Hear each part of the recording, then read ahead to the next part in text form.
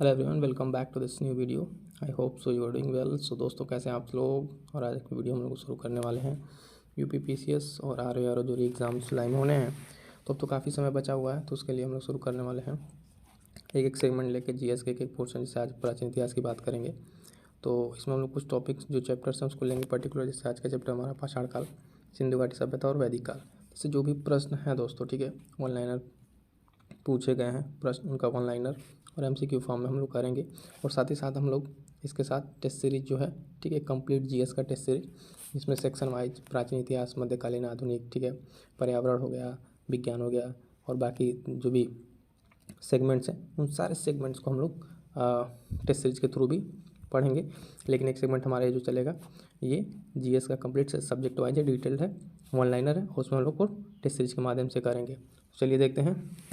इसके बाद हम लोग शुरू करेंगे ना, तो पहला तो अभी आज के पहला लेक्चर है। इसके बाद से फिर हम लोग देखेंगे उसके बाद के वाले में कैसे कैसे चीज़ें हो रही हैं, ठीक है। चलिए शुरू करते हैं। लेक्चर फर्स्ट में हम लोग देखेंगे कंसेप्ट और फैक्ट्स दोनों, ठीक है। चलिए स्टार्ट करते हैं। तो अभी जो ये टॉपिक है, फर्स्ट टॉपिक देखिए क्या है, पाषाण काल।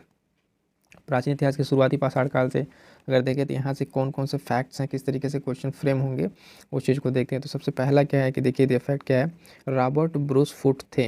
वो क्या थे, क्वेश्चन करके से पूछ लेगा कि रॉबर्ट ब्रूस फुट थे, तो एक थे भूगर्भ वैज्ञानिक एवं पुरातात्विक, ठीक है, आर्कोलॉजिकल डिपार्टमेंट से रिलेटेड थे और भूगर्भ वैज्ञानिक थे वो, क्लियर है।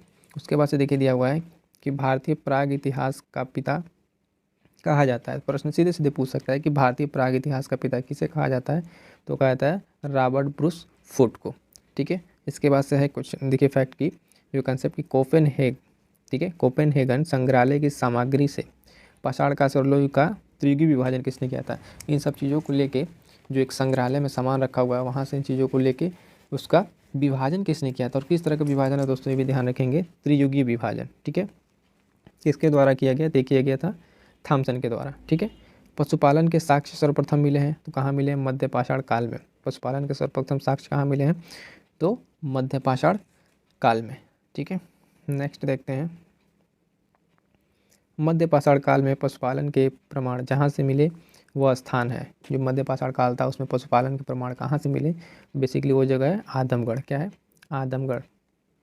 नेक्स्ट है चौपानी मांडो काकोरिया महदाहा, ठीक है, इस तरह के और सराय नरसराय स्थल में से हड्डी के उपकरण प्राप्त हुए। हड्डी के उपकरण बेसिकली यहाँ से पूछ आपसे रहा है कि हड्डी के उपकरण कहाँ से प्राप्त हुए हैं, तो देखिए वो है महदाहा और सराय नाहर से, ठीक है, नाहर राय से। ये जगह स्पेशली याद रखें, यहाँ से क्या प्राप्त हो रहा है, हड्डी के उपकरण।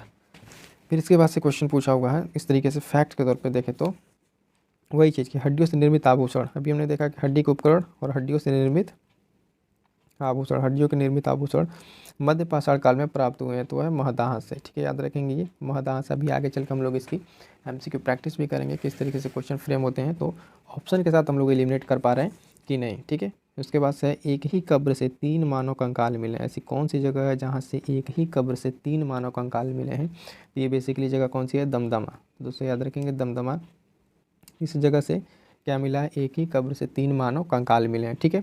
नेक्स्ट देखते हैं कि खाद्यान्नों की कृषि सर्वप्रथम प्रारंभ हुई थी। सर्वप्रथम कृषि खाद्यान्न के लिए कहाँ से प्रारंभ हुई थी, तो नवपाषाण काल से। कहाँ से, नवपाषाण काल से। भारत में मानव का सर्वप्रथम साक्ष्य मिलता है, याद रखेंगे। देखिए क्या है कि भारत में मानव का सर्वप्रथम साक्ष्य कहाँ मिलता है, तो बेसिकली नर्मदा घाटी से मिलता है। कहाँ मिलता है, नर्मदा घाटी से। चलिए नेक्स्ट देखें। यहाँ से भी इसमें देखिए इस फैक्ट क्या है कि मानव द्वारा सर्वप्रथम प्रयुक्त अनाज क्या है। मनुष्यों ने सबसे पहले कौन सा अनाज का प्रयोग यूज किया, तो है जौ का। किसका प्रयोग किया, जौ का। भारतीय उपमहाद्वीप में कृषि के प्राचीनतम साक्ष्य प्राप्त हुए हैं। कहाँ से प्राप्त हुए हैं, भारतीय उपमहाद्वीप में कृषि के प्राचीनतम साक्ष्य प्राप्त हुए हैं लहुरा देव से। कहाँ से, लहुरा देव से। फिर देखिए क्या है कि पूरा पाषाण युग, नवपाषाण युग, ताम्रपाषाण युग तथा लौह युग में से चालकोलिथिक युग कहा जाता है। किसको कहा जाता है, चालकोलिथिक युग भी उसको अलग से नाम दिया गया है, तो है ताम्रपाषाण युग को। किसको, ताम्रपाषाण युग को क्या कहा जाता है, चालकोलिथिक युग भी कहा जाता है। फिर देखिए नेक्स्ट, आमरी, मेहरगढ़, कोट दिजी, कालीबंगा में से वह पूरा स्थल जहाँ से पाषाण संस्कृति से लेकर हड़प्पा संस्कृति तक के सांस्कृतिक अवशेष प्राप्त हुए हैं। तो सबको क्वेश्चन को याद करते चलिए इस तरीके से फैक्ट को। अभी आगे चल के हमको MCQ भी सॉल्व करना, तो उसमें इसकी जरूरत पड़ेगी। तो इसका आंसर हो जाएगा मेहरगढ़। क्या हो जाएगा? मेहरगढ़। भारत में पशुपालन और कृषि के प्राचीनतम साक्ष्य प्राप्त हुए हैं लहुरा देव, उसके पश्चात मेहरगढ़। कहाँ से? मेहरगढ़ से। दो चीज़ याद रखेंगे इसमें, सारे क्वेश्चन में पशुपालन भी पूछ रहा है और कृषि के, तो लहुरा देव और मेहरगढ़। नेक्स्ट है कि नवादा टोली उत्खनन कराया था। नवादा टोली का उत्खनन किसने कराया था? बेसिकली HD संकालिया ने। किसने कराया था? HD संकालिया ने कराया था नवादा टोली का उत्खनन। नेक्स्ट देखें, चलिए अब देखिए यहाँ से काफ़ी इंटरेस्टिंग फैक्ट्स भी निकल के आ रहे हैं कि बुर्ज होम, ठीक है, कोल्डी हवा, ब्रह्मगिरी, ठीक है, संगन कल्लू में से गर्त आवास के साक्ष्य प्राप्त हुए। गर्त आवास के, ध्यान दीजिए क्या पूछ रहा है, गर्त आवास के साक्ष्य कहाँ से प्राप्त हुए हैं? तो वह बुर्ज होम से। कौन सी जगह से? बुर्ज होम से प्राप्त हुए हैं गर्त आवास के साक्ष्य। विंध्य क्षेत्र का वो शिलाश्रय जहाँ से सर्वाधिक मानव कंकाल मिले हैं। विंध्य क्षेत्र का वो कौन सा जगह है जहाँ से सर्वाधिक मानव कंकाल मिले हैं? तो है लेखिया, लेखिया, ठीक है। भारतीय पुरातत्व सर्वेक्षण संस्कृति विज्ञान प्रौद्योगिकी तथा मानव संसाधन विकास विभागों या मंत्रालयों में से कौन इसकी देखरेख करता है? बेसिकली क्वेश्चन है तो संस्कृति मंत्रालय। कौन देखरेख करता है? संस्कृति मंत्रालय। भारतीय पुरातत्व सर्वेक्षण के प्रथम महानिदेशक थे। ये भी क्वेश्चन देखिए यहाँ से बनेगा। भारतीय पुरातत्व सर्वेक्षण के प्रथम महानिदेशक थे जॉन मार्शल। कौन थे? John Marshall. उसके बाद से राष्ट्रीय मानव संग्रहालय स्थित है। राष्ट्रीय मानव संग्रहालय कहाँ स्थित है? तो ये बेसिकली स्थित है भोपाल में, याद रखेंगे, भोपाल में। नेक्स्ट देखें, नवादा टोली स्थित है। नवादा टोली कहाँ है? ये है मध्य प्रदेश में, ठीक है। इससे रिलेटेड क्या है कि नवादा टोली बेसिकली डायरेक्ट पूछ लेगा कि कहाँ स्थित है, तो मध्य प्रदेश में। बृहत् पाषाण स्मारकों की पहचान की गई मृतकों को दफनाने के स्थान के रूप में, ठीक है। जो बृहत् पाषाण स्मारकों की पहचान की गई किसके तौर पे? तो मृतकों को दफनाने के स्थान के लिए इसको देखा गया है, ठीक है। इसके बाद से राख का टीला, बुदिहाल, संगन कल्लू, कोल्डियावा, ब्रह्मगिरी में से जिस 9 पाषाणिक स्थल से संबंधित है वह है, ठीक है, कौन सा है? संगन कल्लू, ठीक है। संगन कल्लू बेसिकली किससे रिलेटेड है? 9 पाषाणिक स्थल से संबंधित है। चलिए इसके बाद से इसमें दिया हुआ है कि भीमबेटका प्रसिद्ध है। भीमबेटका डायरेक्ट पूछा हुआ क्वेश्चन, भीमबेटका। अभी आगे हम लोग देखेंगे भी फर्दर इस तरह के क्वेश्चन को, कहाँ कहाँ से क्वेश्चन कैसे फ्रेम हुआ है, अभी आप देखिएगा, काफ़ी इंटरेस्टिंग होने वाला है। भीमबेटका प्रसिद्ध है गुफाओं के शैल चित्र के लिए। किसके लिए? गुफाओं के शैल चित्र के लिए फेमस है भीमबेटका, ठीक है। फिर क्वेश्चन है भारत में सर्वाधिक शैल चित्र प्राप्त हुए हैं। सर्वाधिक शैल चित्र कहाँ से प्राप्त हुए हैं? भीमबेटका से। कहाँ से प्राप्त हुए हैं? भीमबेटका से सर्वाधिक शैल चित्र प्राप्त हुए हैं। इसके बाद से देखिए कुछ और इसमें भी फैक्ट है। अजंता, भीमबेटका तथा अमरावती में से वह स्थल जो प्राग ऐतिहासिक चित्रकला के लिए प्रसिद्ध है। तभी हम लोग देखा प्राग ऐतिहासिक चित्रकला के लिए फेमस है कौन सा? भीमबेटका, ठीक है। भीमबेटका की गुफाएं स्थित है किस जगह? अब्दुल्लागंज, रायसेन, मध्य प्रदेश में। ये एड्रेस याद रखिएगा। अब्दुल्लागंज भी ऑप्शन में दे सकता है, रायसेन भी, या मध्य प्रदेश, तीनों में से कोई एक देके आपसे जनरली ये क्वेश्चन पूछा जा सकता है कि भीमबेटका की गुफाएं कहाँ स्थित है। नेक्स्ट है गैरिक मृदभांड पात्र OPC का नामकरण हुआ था, ठीक है। इसका नामकरण कहाँ हुआ था? हस्तिनापुर में, याद रखेंगे कहाँ पे? हस्तिनापुर में। फिर देखिए ताम्रपाषाण काल में महाराष्ट्र के लोग मृतकों को घर के फर्श के नीचे दफनाते थे, ठीक है। तो किस तरीके से? उत्तर से दक्षिण की ओर। ये दिशा याद रखेंगे, उत्तर से दक्षिण की ओर। नेक्स्ट देखिए कि ब्रह्मगिरी, बुर्जहोम, चिरांद तथा मास्की में से वह स्थल जहाँ पे मानव के कंकाल के साथ कुत्ते को भी दफनाया गया है, ठीक है। तो जगह कौन सा है? बुर्जहोम, याद रहेगा। तो ये था फ्रेंड्स जो भी इस टॉपिक से रिलेटेड क्या था, सारे थे। देखिए अगर हम लोग तो फैक्ट या कह लीजिए या फिर इसके कंसेप्ट हमने देखा यहाँ पे, ठीक है, पाषाण काल के। अब चलिए इसके आगे हम लोग देखते हैं कि क्वेश्चन की प्रैक्टिस। अब टाइम आ गया है किस चीज़ के लिए? हम लोग करेंगे क्वेश्चंस की प्रैक्टिस। तो लेट्स डू इट, ठीक है। क्वेश्चन की प्रैक्टिस करते हैं। अब यही जो हम लोग टॉपिक पढ़ा है ना, इसी से रिलेटेड पढ़ने के बाद तुरंत हम लोग MCQ कर लेंगे, तो ये चीज़ें काफ़ी हम लोग अच्छे से याद भी हो जाएंगी यहीं। फर्स्ट देखिए क्वेश्चन देखते हैं हम लोग। फर्स्ट क्वेश्चन क्या है? कोपेनहेगन संग्रहालय की सामग्री से पाषाण और कांस्य और लौह युग की त्रियुगी विभाजन किसने किया था? हमने कहा था ना। तो ये question same as it is question पूछा हुआ है, किसके द्वारा किया हुआ है? इसका राइट आंसर क्या हो जाएगा? ऑप्शन ए, थॉमसन ने। क्या हो जाएगा? ऑप्शन ए, थॉमसन ने किया था इस तरह का त्रियुगी विभाजन। देखिए भीमबेटका की गुफाएं स्थित है, कहाँ स्थित है? 4 ऑप्शन देके हमसे क्वेश्चन पूछ लिया सिंपली। अब यहाँ देखिए भोपाल भी दिया हुआ है, पंचमढ़ी, सिंगरौली, रायसेन, लेकिन यहाँ पे ज़्यादा अप्रोप्रिएट क्या आंसर होगा, ऑप्शन डी रायसेन। ठीक है, इस तरीके से अभी देखिए बाकी सारे क्वेश्चंस भी आने वाले हैं। नेक्स्ट देखें हम लोग क्वेश्चंस क्या है। नेक्स्ट क्वेश्चन देखिए, निम्नलिखित में से किस स्थल से मानव कंकाल के साथ कुत्ते का कंकाल भी दफनाया हुआ है या इस तरीके से प्राप्त हुआ है। ठीक है, तो ये जगह कौन सी थी, अभी हम लोगों ने पढ़ा बुर्ज होम, option B is the right answer हो जाएगा इसका, बुर्ज होम। ठीक है, बुर्ज होम राइट आंसर हो जाएगा। नवादा टोली का उत्खनन, देखिए नवादा टोली का उत्खनन किसके द्वारा किया गया था। ठीक है, तो ऑप्शन देख लीजिए एक बार आप लोग, ऑप्शन देख लीजिए, इसका राइट आंसर क्या हो जाएगा, एच.डी. संकालिया ने। कौन कराया था, H D. Sankalia is the right answer. Friends देखिए इस तरीके से जब भी आप पढ़ेंगे, फैक्ट पढ़िए, कंसेप्ट पढ़िए, उसके बाद डायरेक्ट आप उस चैप्टर के एमसीक्यू लगाइए, तो चीज़ें बहुत जल्दी बेहतर तरीके से आपको तैयार होंगी। चलिए नेक्स्ट क्वेश्चन हम लोग देखें। क्वेश्चन को जब तक रीड करें तब तक आप भी इसको प्रैक्टिस कीजिए टिक करने के। देखिए क्वेश्चन है, प्रागैतिहासिक काल का कौन सा स्थल ताम्रवती नाम से प्रसिद्ध है। ठीक है, कौन सा स्थल ताम्रवती नाम से प्रसिद्ध है, तो इसका राइट आंसर हो जाएगा बेसिकली ऑप्शन सी, अहाड़। अहाड़ स्थल जो है किस नाम से फेमस है, स्थल ताम्रवती नाम से भी ये फेमस है। इसके बाद से पशुपालन का प्राचीनतम साक्ष्य प्राप्त हुआ है, पशुपालन का प्राचीनतम साक्ष्य प्राप्त हुआ है, इसका राइट आंसर हो जाएगा ऑप्शन ए, बागौर से। कहाँ से, पशुपालन के प्राचीनतम कहाँ से मिला साक्ष्य, बागौर से। ठीक है फ्रेंड्स, देखिए इंडियन एपिग्राफी के लेखक हैं, इंडियन एपिग्राफी के लेखक कौन है, इंडियन एपिग्राफी के लेखक हो जाएंगे, इसका राइट आंसर हो जाएगा ऑप्शन ए, डी.सी. सरकार। कौन, डी.सी. सरकार is the right answer. Next question देखिए, नेक्स्ट क्वेश्चन क्या है कि भीमबेटका किसके लिए प्रसिद्ध है, वही क्वेश्चन आगे डायरेक्ट पूछ लिया, इसका राइट आंसर क्या हो जाएगा, आप लोग देखिए तब तक, क्या हो जाएगा ऑप्शन ए, गुफाओं के शैल चित्र के लिए, गुफाओं के शैल चित्र के लिए क्या फेमस है, भीमबेटका। नेक्स्ट क्वेश्चन, भारतीय उपमहाद्वीप में कृषि के प्राचीनतम साक्ष्य प्राप्त हुए हैं, भारतीय उपमहाद्वीप में कृषि के प्राचीनतम साक्ष्य कहाँ से प्राप्त हुए हैं, ऑप्शन सी हो जाएगा राइट आंसर, मेहरगढ़ से। ठीक है, clear, option C is the right answer, Mehrgarh. चलिए नेक्स्ट क्वेश्चन देखें, भारतीय पुरातात्विक सर्वेक्षण निम्नलिखित विभाग मंत्रालयों में से किसके अधीन कार्य करता है। चार ऑप्शन आपके पास है, संस्कृति, पर्यटन, विज्ञान प्रौद्योगिकी, मानव संसाधन विकास। इसका राइट आंसर क्या हो जाएगा, ऑप्शन ए, संस्कृति मंत्रालय। कौन सा मंत्रालय हो जाएगा फ्रेंड्स, इसका राइट आंसर हो जाएगा क्या, ऑप्शन ए, संस्कृति मंत्रालय। नेक्स्ट क्वेश्चन देखें हम लोग, निम्नलिखित में से किस स्थान से गर्त निवासों का पुरातात्विक साक्ष्य मिलता है। अभी लोगों ने पढ़ा ना गर्त निवासों का, तो गर्त निवासों का साक्ष्य जो मिलता है वो है, राइट आंसर हो जाएगा ऑप्शन बी, गुफकराल से। कहाँ से, Gufkral is the right answer for this question. उस स्थल का नाम बताइए जहाँ अस्थायी जीवन के प्रमाण मिले हैं। ठीक है, अस्थायी जीवन के प्रमाण के बारे में बात कर रहा है क्वेश्चन, इसका राइट आंसर हो जाएगा ऑप्शन डी, मेहरगढ़ से। कहाँ से, मेहरगढ़ से फ्रेंड्स को प्राप्त किया गया है। नेक्स्ट क्वेश्चन देखें, प्रथम मानव जीवाश्म भारत की किस नदी घाटी से प्राप्त हुआ था। तो बहुत स्टार्टिंग हम लोगों ने इस फैक्ट पढ़ा था, कहाँ से, इसका ऑप्शन हो जाएगा, देखिए ऑप्शन एक बार ध्यान से देख लीजिए कौन कौन सी नदी घाटी दिया हुआ है, लेकिन इसका राइट आंसर हो जाएगा ऑप्शन सी, नर्मदा घाटी। नर्मदा घाटी is the right answer.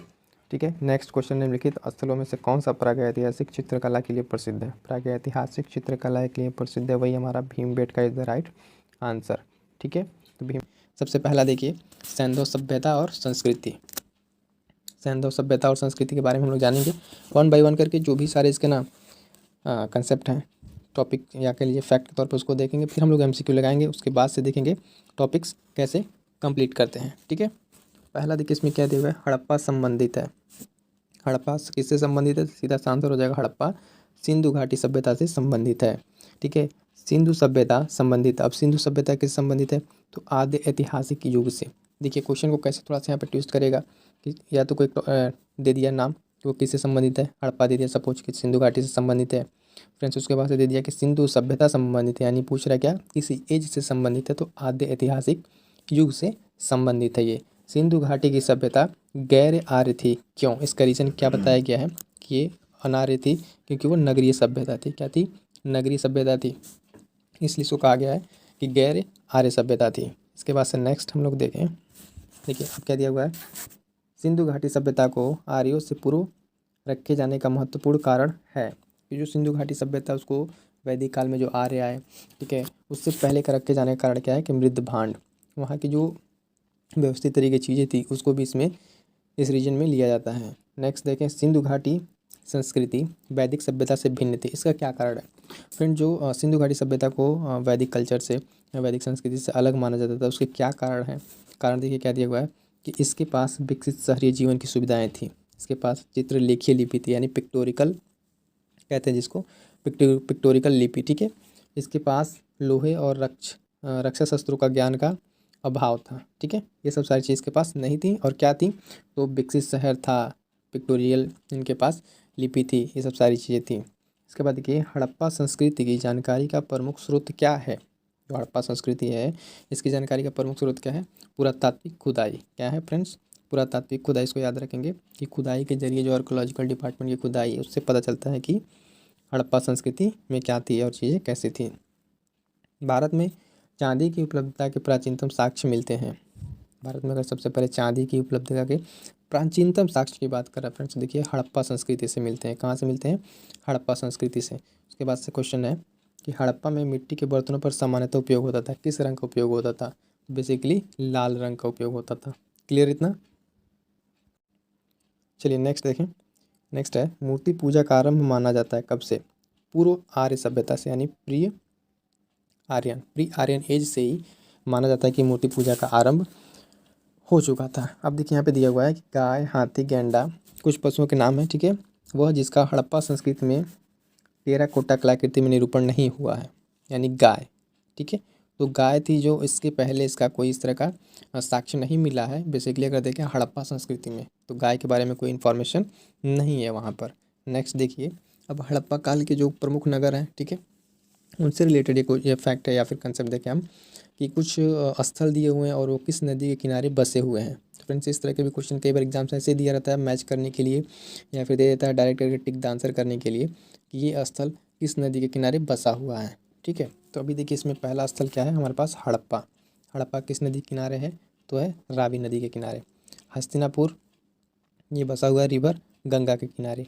Nagarjuna कोंडा कृष्णा नदी के किनारे। और ये जगह है पैठन, ये किस नदी किनारे है? गोदावरी नदी के किनारे। कालीबंगा ये भी देखिए काफ़ी इंपॉर्टेंट साइट है, घग्गर नदी के किनारे। ये तो कई बार एग्जाम से पूछा भी है। कालीबंगा और हड़प्पा ये किस किस नदी के किनारे हैं? लोथल ये भी काफ़ी इंपॉर्टेंट है। ये कौन? वो रिवर भोगवा नदी का नाम है। भोगवा नदी के किनारे पे क्या है? लोथल है। लास्ट वन दिया हुआ है रोपड़। रोपड़ किस नदी किनारे है? सतलुज। तो फ्रेंड्स यहाँ से काफ़ी इंपॉर्टेंट है सारे ये टॉपिक है ना। अब देखें तो इतना इंपॉर्टेंट है कि डायरेक्ट यहाँ से क्वेश्चन बनते हैं। डायरेक्ट देखें कि ये स्थल है किस नदी के किनारे है। तो इस तरीके से हमने इस चीज़ को देखा। नेक्स्ट देखते हैं हम लोग क्या है। अब देखिए क्या है, इसी तरह कुछ साइट हैं। अब वो किस जगह पर है, यानी किस वर्तमान में किस प्रदेश में है या किस जगह पर है, किस देश में है, उसको देखें अगर हम। तो पहला ही साइट है आलमगीरपुर, ये पड़ता है उत्तर प्रदेश में। फ्रेंड्स जब हम बनाते हैं क्या कहते हैं हड़प्पा के बारे में कि वो किस तरह का है, ट्रायंगुलर शेप उसका जब देते हैं तो वहीं पे नीचे उत्तर प्रदेश आलमगीर उसका पोर्शन पड़ता है। लोथल की अगर बात करें, लोथल कहाँ पर है? गुजरात में है। याद रहेगा फ्रेंड्स, लोथल कहाँ पर है? गुजरात में है। कालीबंगा राजस्थान। रोपड़ जो है काफ़ी इंपॉर्टेंट है। रोपड़ कहाँ पर है? पंजाब में। याद रहेगा रोपड़ जो बेसिकली है वो कहाँ पर था? पंजाब में। बनावली स्थल जो है फ्रेंड्स, ठीक है, वो कहाँ पर है? हरियाणा में। बनावली जो है कहाँ है? हरियाणा में। दायमाबाद की अगर बात करें तो ये पड़ता है कहाँ पे? महाराष्ट्र में। फिर राखीगढ़ी ये हरियाणा में आपको मिलेगा। मांडा की अगर बात करें तो मांडा जम्मू एंड कश्मीर और राखीगढ़ी हरियाणा, ठीक है। ये दो बार थोड़ा सा नाम आ चुका है यहाँ पे, उसको ध्यान देंगे। तो इस तरीके से जो स्थल हैं उनको किस किस जगह पे पाया जाता है, किस नदी किनारे पाया जाता है, इस तरह के भी हमने क्वेश्चन को देख लिया। अब देखिए यहाँ पे क्वेश्चन क्या है कि जो स्थल हैं वो किसके द्वारा उसकी खोज की गई या फिर उसकी खुदाई किसने कराई। तो हड़प्पा की अगर बात आती है सबसे पहले तो दयाराम साहनी का नाम आता है 1923-24 ईस्वी में। हस्तिनापुर की बात करें तो बीबी लाल ने इसकी खोज किया फिर खुदाई कराई। तक्षशिला की बात करें काफ़ी इंपॉर्टेंट है, ये ध्यान दीजिएगा, जॉन मार्शल के द्वारा। किसके द्वारा? John Marshall. कौशाम्बी की अगर बात करें तो एनसी मजमूदार। लोथल फिर से ये इंपॉर्टेंट हो जाता है, लोथल एसआर राव। एसआर राव के द्वारा किसकी खुदाई कराई गई? लोथल की। सुरकोटदा जो है जेपी जोशी, ठीक है। और एक और है धौलावीरा, ये भी जेपी जोशी के द्वारा। तो याद रहेगा फ्रेंड्स, ये काफ़ी इंपॉर्टेंट है। सारे क्वेश्चन इसी तरीके से क्वेश्चन एग्जाम्स में पूछे जाते हैं। हड़प्पा संस्कृति के सिंध में अवस्थित स्थल है। हड़प्पा संस्कृति है उसमें जो सिंध प्रांत है वहाँ पे कौन कौन से अवस्थित स्थित स्थल है? तो मोहनजोदड़ो है, चनहुदड़ो है, ठीक है, जुडेर जोदड़ो, आमरी, कोटदीजी, ठीक है, अली मुराद। इसमें जो इम्पोर्टेंट अगर हम आपको बता दें, इसमें जो इम्पोर्टेंट है, ठीक है, इसमें मोहनजोदड़ो है, ठीक है, चनहुदड़ो है ना, और कोटदीजी। ये जो क्वेश्चन है ये पूछे हुए क्वेश्चन है, तीन जो हमने टिक करा ना, मोहनजोदड़ो, चनहुदड़ो, कोटदीजी, ये पूछे हुए क्वेश्चन है। Clear friends. चलिए नेक्स्ट देखें हम, इसके बाद क्या है, चनहुदड़ो के उत्खनन का निर्देशन किसने किया था? तो J.H. मैके ने। कौन हो जाएंगे फ्रेंड्स इसके? J.H. मैके ने चनहुदड़ो के उत्खनन का क्या किया था? निर्देशन किया था बेसिकली। कालीबंगा, हड़प्पा, लोथल, आलमगीरपुर में से सिंधु घाटी सभ्यता का अवस्थान जो पाकिस्तान में चला गया, कौन सा? हड़प्पा। हड़प्पा वाला जो सीन था अभी सिंधु घाटी का, वो बेसिकली भारत में नहीं रहा, चला गया कहाँ? पाकिस्तान में। रंगपुर जहाँ हड़प्पा के समकालीन सभ्यता थी, वो कौन सी है? सौराष्ट्र, जो गुजरात में पड़ता है, वहाँ पे क्या है? रंगपुर नाम की जगह है, वहाँ पे हड़प्पा के समकालीन एक सभ्यता थी। क्लियर है। चलिए नेक्स्ट हम देखते हैं क्या है। दधेरी एक पर्वतीय हड़प्पीय पुरास्थल है, कहाँ पर है दधेरी? तो पंजाब में।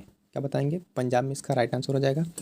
हड़प्पा, मोहनजोदड़ो एवं लोथल में से सिंधु सभ्यता का वह स्थान जो भारत में स्थित है। इन तीनों में अभी हमने देखा मोहनजोदड़ो कहाँ पे है? पाकिस्तान में था। ठीक है, तो भारत में स्थित कौन सा? लोथल, जो कि गुजरात में है, भारत के गुजरात में स्थित लोथल। वह हड़प्पीय नगर जिसका प्रतिनिधित्व लोथल का पुरातात्विक स्थल करता है, वो कहाँ पर स्थित है? भोगवा नदी पर। हमने भी पहले क्वेश्चन करा था फ्रेंड्स, ध्यान दीजिएगा।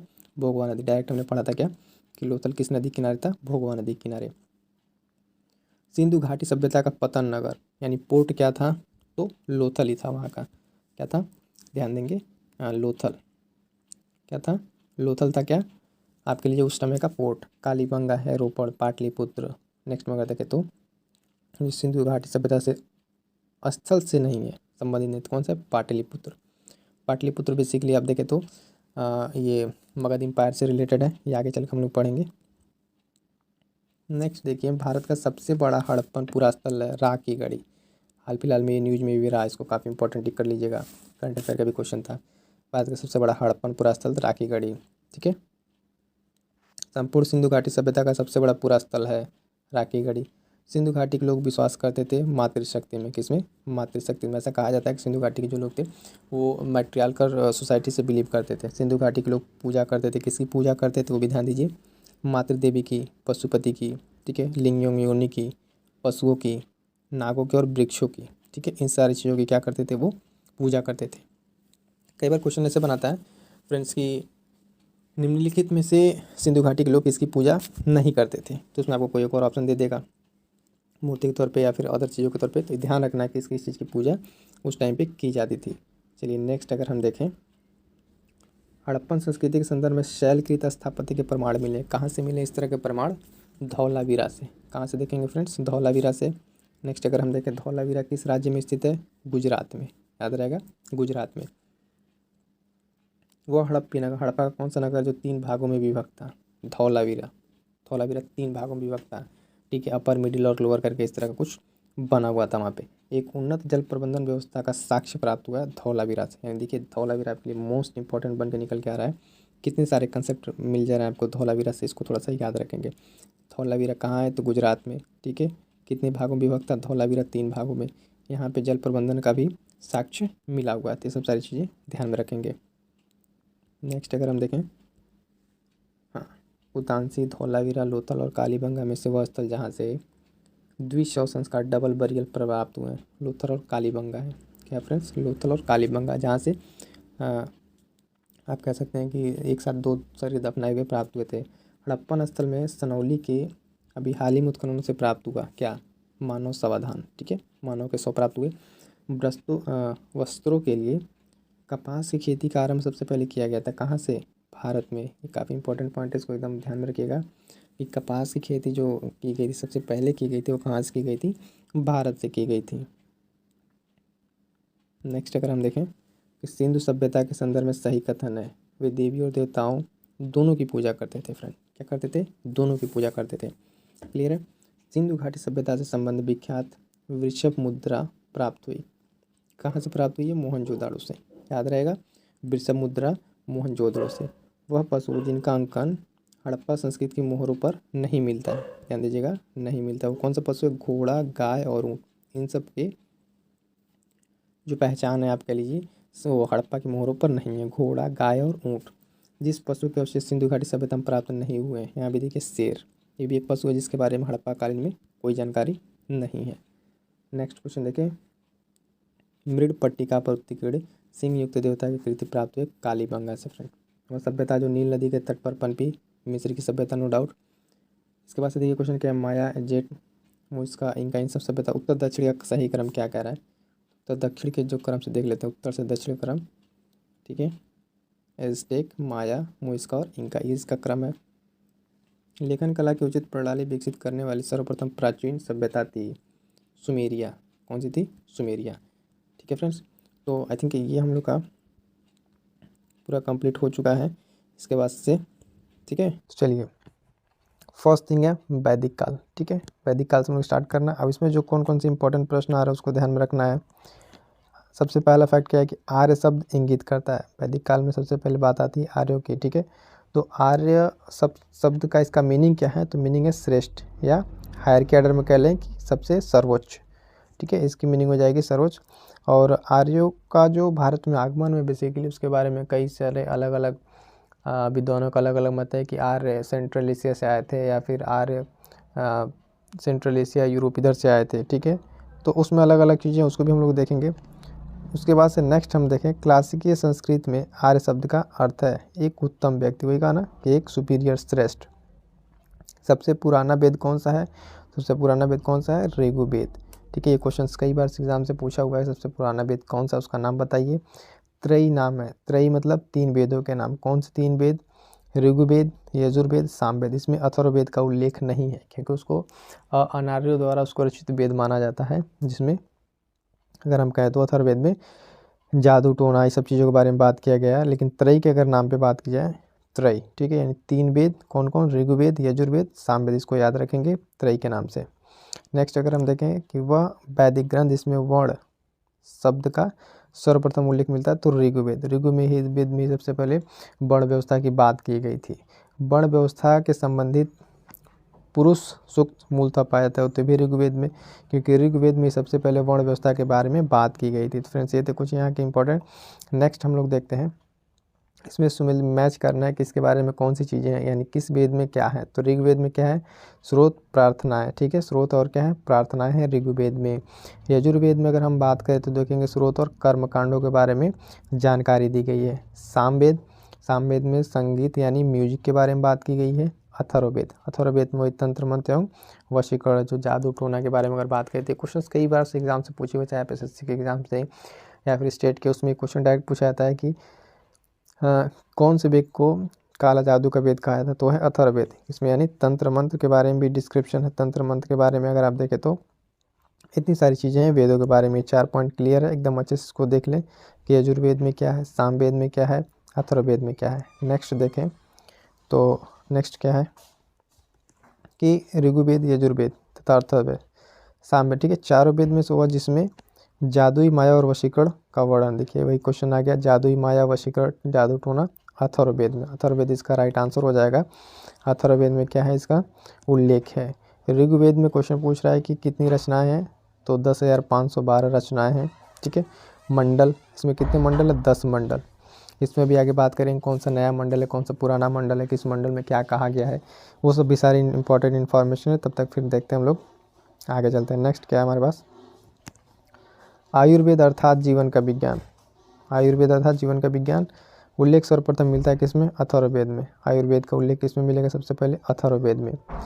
उसके बाद से कह रहा है कि ऋग्वैदिक धर्म था। ऋग्वैदिक कैसा धर्म था? तो एक बहुदेववादी, ठीक है, यानी बहुत देव को मानने वाला देव था, एक ईश्वरवादी नहीं था ऋग्वैदिक। ठीक है, नेक्स्ट देखें, सर्वाधिक ऋग्वैदिक सूक्त समर्पित हैं। जो सबसे ज़्यादा ऋग्वेद के सूक्त हैं वो किस देवता को समर्पित हैं? तो इंद्र देव को।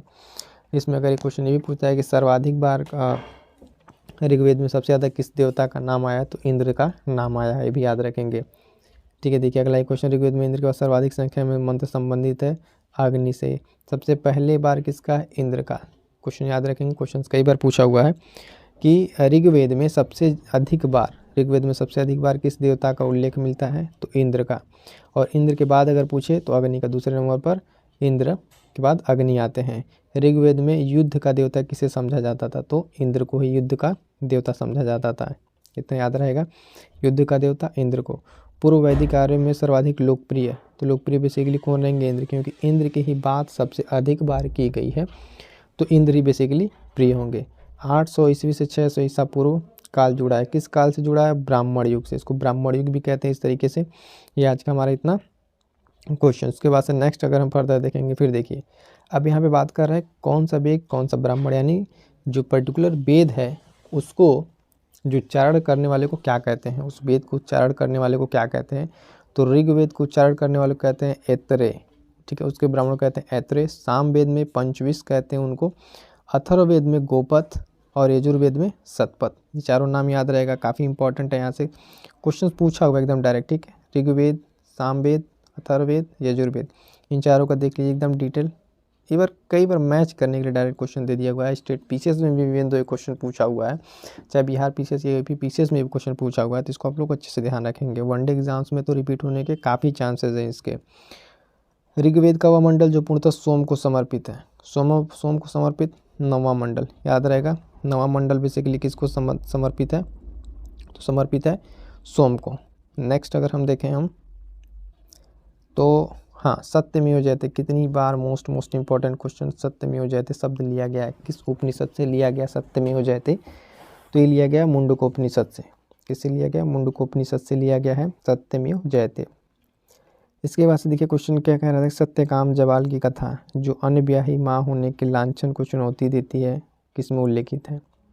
तो उल्लेखित है छांदोग्य उपनिषद में। इस उपनिषद का नाम याद रखेंगे, छांदोग्य उपनिषद में उल्लेखित है इसके सत्यकाम जबाल की कथा के बारे में। डायरेक्ट पूछेगा सत्यकाम जबाल की कथा किससे संबंधित है? तो छांदोग्य उपनिषद से। ऋग्मंडल में मूलतः लिपि थी, यानी ऋग्मंडल की, ऋग्वेद अगर कहें उसकी मूल लिपि क्या थी? ब्राह्मी लिपि। ऑप्शन कई दे सकता है, ब्राह्मी दे सकता है, खरोष्टी दे सकता है ना, ये कुछ लिपियाँ दे सकता है, तो आपको याद रखना है ऋग्वेद की लिपि क्या थी? ब्राह्मी लिपि। उसके बाद से देखें वैदिक कर्मकांड में होता है, ठीक है, होता का संबंध किससे है? ऋग्वेद से। जो वैदिक कर्मकांड में एक वर्ड आता है होता, ठीक है, तो किससे संबंधित है? ऋग्वेद से। क्लियर है।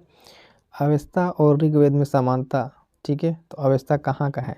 बेसिकली ईरान से। जिंद अवस्था जो है ये कहाँ का धर्म ग्रंथ है? तो ईरान का, याद रहेगा। अवस्था कह सकते हैं, जिंद अवस्था, इन दोनों में समानता है, ठीक है, तो ये कहाँ संबंधित है? ईरान से। वैदिक काल में अघन्या माना जाता था, अघन्या किसको? गाय को, ठीक है, गाय को। अघन्या मतलब पूजनीय या फिर जिसको हानि न पहुंचाया जाए, तो कौन है बेसिकली? वैदिक काल में गाय को। ऋग्वैदिक काल में प्रारंभ महत्वपूर्ण मूल्यवान संपत्ति समझा जाता था, ठीक है, किसको? गाय को। सबसे अधिक पूजनीय किसको माना जाता था? गाय को। तो याद रखेंगे गाय से रिलेटेड दो, और ये बेसिकली किसमें? केवल ऋग्वैदिक काल में। अगर यही बात अगर हम देखें इंडस वैली में, तो उस समय गाय के प्रमाण का कोई साक्ष्य नहीं प्राप्त हुआ है सिंधु घाटी सभ्यता में, तो वहाँ पे ध्यान रखेंगे ये जानवर वहाँ पे आपको नहीं मिलेगा। नेक्स्ट देखें, गायत्री मंत्र के नाम से प्रसिद्ध सर्वप्रथम मंत्र किसमें मिलेगा? ऋग्वेद में मिलेगा। गायत्री मंत्र किसमें मिलेगा? ऋग्वेद में, ठीक है, ऋग्वेद में मिल रहा है गायत्री मंत्र। गायत्री मंत्र की रचना कौन किया था? तो विश्वामित्र ने। किसने किया था? विश्वामित्र ने। गायत्री मंत्र संबंधित किससे है? तो बेसिकली सूर्य से संबंधित ये मंत्र है। ये भी याद रखेंगे, क्वेश्चन पूछा हुआ है कि गायत्री मंत्र किससे संबंधित है, तो सूर्य से संबंधित है। सर्ग, नेक्स्ट देखें हम, सर्ग प्रतिसर्ग वंश मंत्र ये, ठीक है, और वंशानुचरित संकेतक हैं किसके? पुराणों के, ठीक है, किसके संकेतक है? पुराणों के। पुराणों की संख्या कितनी है? तो 18 बताई गई, 18 पुराण है। बेसिकली पुराण कितने? 18। नेक्स्ट क्वेश्चन देखें, श्रीमद् भागवत गीता मौलिक रूप से लिखी गई थी किसमें? संस्कृत में लिखी गई है। श्रीमद् भागवत गीता किसमें लिखी गई है? संस्कृत में। महाभारत जो मूलतः जानी जाती है उसका पुराना नाम क्या है? तो उसका नाम क्या है? जय संहिता। जय संहिता के रूप में जाना जाता है क्या? महाभारत को। अब देखिए यहाँ पे क्वेश्चन है कि हिंदू पौराणिक कथाओं के अनुसार, ठीक है, जो समुद्र मंथन हुआ था उसमें जो सांप या फिर सर्प जो रस्सी के रूप में प्रस्तुत किया गया था उसका नाम क्या था? वासुकी। उसका नाम क्या था? बेसिकली याद रखेंगे वासुकी नाम था। ये काफ़ी इंपॉर्टेंट है कि जो समुद्र मंथन के समय जो जिस सर्प का उपयोग हुआ था रस्सी के तौर पे, वो नाम था वासुकी। नेक्स्ट क्वेश्चन देखें, ऋग्वैदिक आर्यों के पंचजन थे, जो ऋग्वैदिक आर्य थे उनके पंचजन कौन थे? तो वो थे यदु, ध्रुव, पुरु, अनु एवं तुर्वसु, ठीक है, ये 5 जन थे। प्राचीन काल में आर्यों के जीविकोपार्जन का मुख्य आधार क्या था? शिकार था। प्राचीन काल की बात कर रहा, देखिए ध्यान दीजिएगा, प्राचीन काल में आर्यों के और जीवन का जो आधार था क्या था, शिकार था। उसके बाद से अगर हम देखें नेक्स्ट, ऋग्वेद में उल्लेखित यव शब्द जिस कृषि उत्पाद हेतु प्रयोग किया था तो वह है जौ। ये जौ ही है जो सर्वप्रथम सबसे पहले इसका साक्ष्य मिलता है, हाँ, या फिर पहले प्रमाण मिलता है इंडस वैली काल में भी। वैदिक युग में प्रचलित लोकप्रिय शासन प्रणाली थी वंश परंपरागत राजतंत्र था। ठीक है, वैदिक युग में वंश परंपरागत राजतंत्र था। सभा और समिति को दो पुत्रीय कहा गया किसका, अथर्ववेद में। सभा और समिति को प्रजापति की दो पुत्रियां कहा गया, किसकी, प्रजापति की। ये थोड़ा ध्यान रखेंगे, प्रजापति की दो पुत्रियों के रूप में कहा गया है अथर्व वेद में। क्लियर है। तो इसके बाद से हम लोग नेक्स्ट देखते हैं। नेक्स्ट क्या है, हाँ, गोत्र प्रथा की स्थापना हुई थी उत्तर वैदिक काल में। पूर्व वैदिक काल में ऐसा कुछ नहीं था, उत्तर वैदिक काल में आकर गोत्र की स्थापना होती है, वहाँ पर इस तरह की चीज़ें सामने आती हैं। पूर्व वैदिक आर्यों का धर्म प्रमुखता क्या था, प्रकृति पूजा और यज्ञ। जो पूर्व वैदिक थे उनका धर्म मुख्यतः क्या था, उनकी विशेषता अगर देखें तो प्रकृति पूजा और यज्ञ था। ऋग्वैदिक काल में जनता मुख्यतः विश्वास करती थी बलि और कर्मकांड में। बलि और कर्मकांड में आता था ऋग्वैदिक काल में इस तरह की चीज़ों का प्रकोप बढ़ने लगा। ऋग्वेद में उल्लिखित प्रसिद्ध 10 दशाओं का युद्ध लड़ा गया था, परुष्णी नदी के किनारे लड़ा गया था। किस नदी के किनारे, परुष्णी नदी के किनारे। आप बताएंगे परुष्णी नदी का वर्तमान नाम क्या है, इसको आप जरूर लोग बताइएगा। सिंधु सरस्वती वितस्ता यमुना में से कौन सी नदी किनारे, ठीक है, नवीनतम रूप में ऋग्वेद में इसका नया नाम दिया गया देवी माता, नदी माता। तो इसको बेसिकली सरस्वती के बारे में सब बातें कही जा रही हैं, इसको आप लोग थोड़ा ध्यान से देख लेंगे।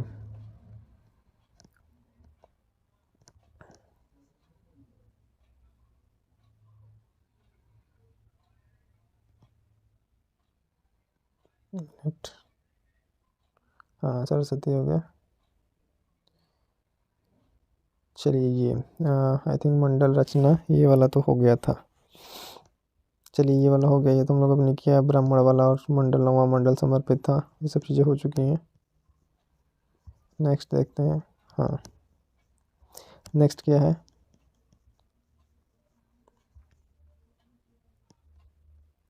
नेक्स्ट देखिए, यज्ञ संबंधी विधि विधानों का पता चलता है किससे, यजुर्वेद से। यजुर्वेद से किसका पता चलता है, यज्ञ संबंधी विधि विधानों का पता चलता है यजुर्वेद से। इन चारों वेदों में जिसका संकलन ऋग्वेद पर आधारित है वो है सामवेद। 4 वेदों में से जिसका संकलन ऋग्वेद पर आधारित है, यजुर्वेद, सामवेद, अथर्ववेद में, वो है सामवेद। तक्षशिला, अतरंजीखेड़ा, कौशाम्बी, हस्तिनापुर में स्थल जिसकी खुदाई लौह धातु के प्रचलन के प्राचीनतम प्रमाण मिले अतरंजीखेड़ा से। कहाँ से, अतरंजीखेड़ा से। ध्यान देंगे चीज़ें प्राप्त हुई हैं। उपनिषदों का मुख्य विषय क्या था, तो दर्शन था उपनिषद का मुख्य विषय। ऋग्वेद, प्रवृत्ति संहिताएं, ब्राह्मण उपनिषद में से, वो वैदिक समय जिसमें मोक्ष की चर्चा मिलती है। मोक्ष के बारे में किसमें, उपनिषद में। उपनिषदों के बारे में बेसिकली क्या क्या दो चीज़ क्या, उपनिषद का अगर आप देखें कि मुख्य विषय क्या है तो दर्शन है, और साहित्य क्षेत्र में मोक्ष की प्राप्ति मिलती है या चर्चा मिलती है तो किसमें, उपनिषद में। नेक्स्ट देखें, मोक्ष शब्द का सबसे पहले उल्लेख हुआ है श्वेतांबर उपनिषद में, वो भी उपनिषद ही है। श्वेताश्वर सॉरी देखिएगा, श्वेताश्वर उपनिषद में, श्वेतांबर नहीं, वो तो श्वेतांबर दिगंबर जैन धर्म में चला जाएगा। श्वेताश्वर है उपनिषद। ठीक है, अध्यात्म ज्ञान के विषय में नचिकेता और यम का संवाद जिस उपनिषद में प्राप्त होता है वह है कठोपनिषद। किस उपनिषद में नचिकेता और यम का संवाद है, तो वो उपनिषद है कठोपनिषद। उपनिषद काल के राजा अश्वपति थे कैकेय के। ठीक है, वैदिक साहित्य का क्रम बताइए, तो वैदिक संहिताएं हैं पहले, ब्राह्मण, आरण्यक, उपनिषद। ये सब क्या है, वैदिक साहित्य का एक क्रम है। इस क्रोनोलॉजी को फिर से एक बार देख लीजिए जरा। क्रोनोलॉजी क्या है, वैदिक संहिताएं, ब्राह्मण, आरण्यक और उपनिषद। आरंभिक वैदिक साहित्य में सर्वाधिक वर्णित नदी है सिंधु नदी। सबसे पहले किस नदी के बारे में सबसे ज़्यादा बात की गई, तो सिंधु नदी के बारे में। नेक्स्ट अगर देखें, वैदिक नदी अस्किनी की पहचान की जाती है चेनाब नदी से। ठीक है, चेनाब नदी से की जाती है। परुष्णी नदी के बारे में बात की, उसके बारे में आप लोग जरूर बताएंगे। नेक्स्ट देखें, ऋग्वेद में जिन नदियों का उल्लेख अफगानिस्तान के साथ आर्यों के संबंध सूचक है वह कुंभा और क्रमु। ये दो नदियां हैं जिनका बताता है कि अफगानिस्तान का संबंध आर्यों के साथ था। परुष्णी, अभी हमने कुछ नदियों की बात किया, पुरानी नदियां, ठीक है, उनके नए नाम। कुंभा, पहली नदी अगर आप देखें, कुंभा जो है, कुंभा किस नदी का उसका नया नाम काबुल। परुष्णी, अभी हम लोग परुष्णी की बात करते हैं, यानी रावी नदी। सदानीरा, गंडक, सतुद्री, सतलुज। आपको हम दिखा दें, अभी क्वेश्चन पीछे आया था जहाँ पे हमने बात किया था इस नदी के बारे में।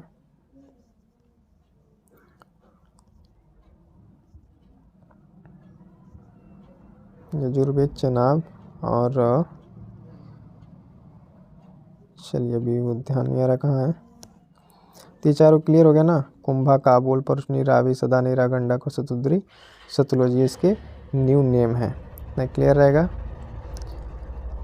नेक्स्ट देखिए, वैदिक देवताओं में उनका पुरोहित माना जाता है बृहस्पति को। लोपामुद्रा, गार्गी, लीलावती, सावित्री, ये सब ब्रह्मवादिनी, जिसने कुछ वेद मंत्रों की रचना की, लोपामुद्रा ने।